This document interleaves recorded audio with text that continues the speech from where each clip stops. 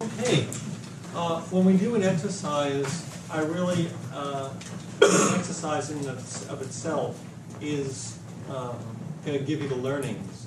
And yet, at the same time, I'd like to put some frames around what just happened so you can begin to incorporate it and see how you can take what you learned into what we do in the next step. So first of all, before I say anything, what did you find to be, anybody want to share anything about what you observed, what you found, what you learned, what you experienced that you'd like to share with the group? What I learned was that you observe the person, but you subtly tell them, you don't have to explain, I see you rocking, you say, like you were saying, see, you're going with the rhythm, and not to bring somebody out of it by acknowledging something it looks like this, then they would feel conscious of or self-conscious. I was saying to the group over here that there may be certain things you observe that are important to observe, but then what do you do with it? So two things that they were talking about, they observed, is a movement like this. And notice this movement, when you put it into words, you can call it swaying, you can call it a rhythmic movement, you can call it like a pendulum swinging. There's a lot of words you can do, but how do you utilize it? And I was suggesting, and this is again for our future reference, that if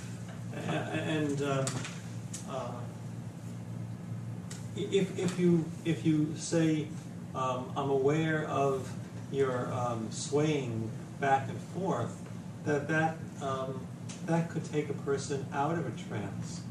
But if you say something like, and you can enjoy your internal movements and allow the internal movements to lead to a deeper experience, well, that's something you can do. So you're kind of, we're going to be getting into how do you taste a person's experience without making them self-conscious. So you need to be able to notice that the person is moving, or their eye movements. Is anyone getting eye fluttering? When that happens, like what does that mean? You don't have to know what it means. It's enough to know there's some activity going on in the nervous system in the eyes. So when we notice that, we could comment on, and that you can be aware of different activity developing in certain places in your body.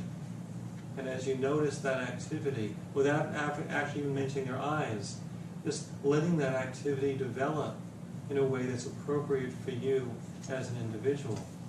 And as you feel the activity and the movement, you can begin to relax even more. So this is we call it pacing and leading. And we're going to do a whole exercise today on that piece and how to pace and lead without distracting the person. It's like saying, as you listen to the sound of my voice, you can become more aware of your inner experience. That's a pacing and leading. So we're going to be talking more and more about that. But in order to do that, you need to notice and utilize what you get.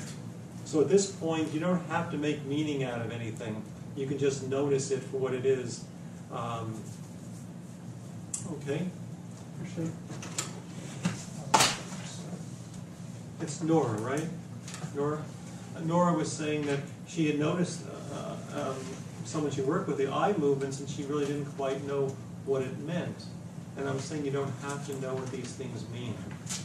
She actually felt, it's like, can I care if I share that with the group?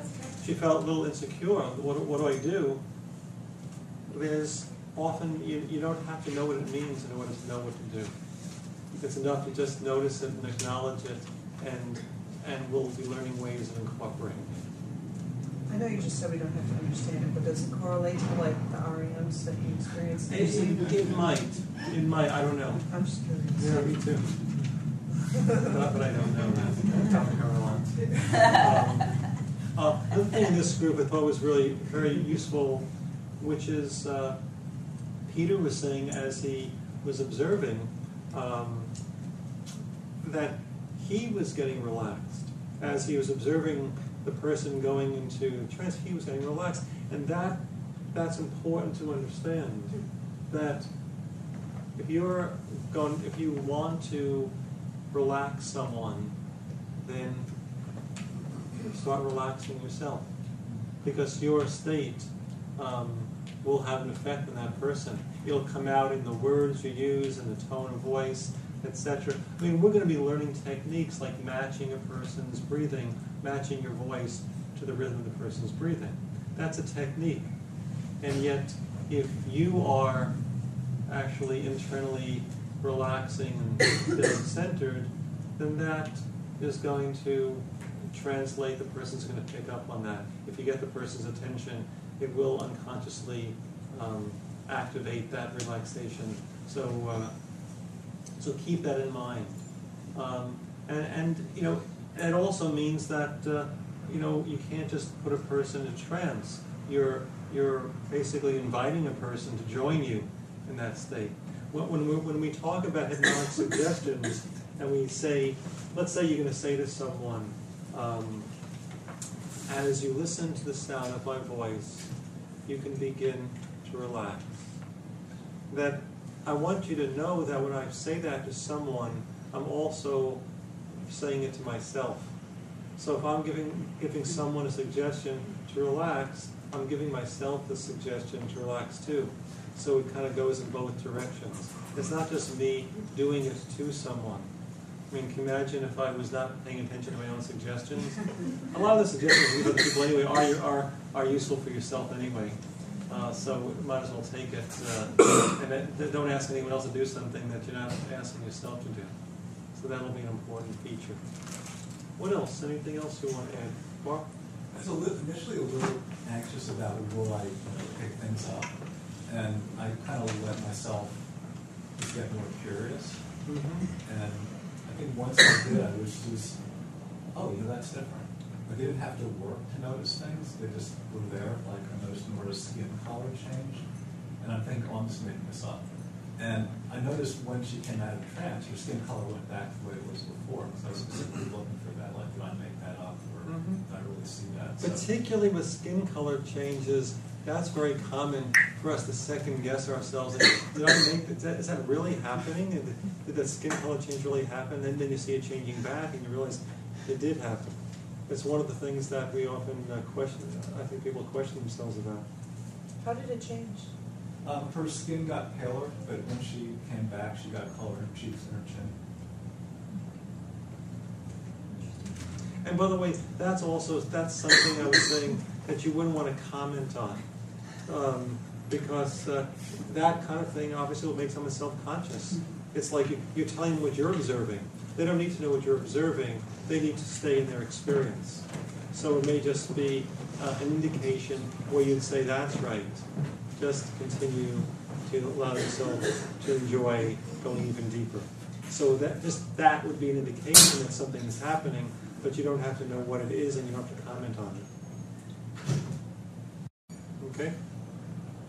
Any other questions or things you want to share about the exercise? The interesting thing happened in the depot here when Joey was mirroring, even with eyes closed, the matching of the breathing continued, even though the breathing changed. I'm sorry, I forget what you Greg. When Greg his breathing changed, Joey's, even with his eyes closed, continued to match him afterward, which I thought was very interesting. So as Greg's breathing changed, so did Joey's? Yeah, even without watching. That's interesting. Well, there was certain, obviously, you can interpret that as that you were in sync in some ways. It's hard to explain how you would have known to change your breathing to Joey's breathing.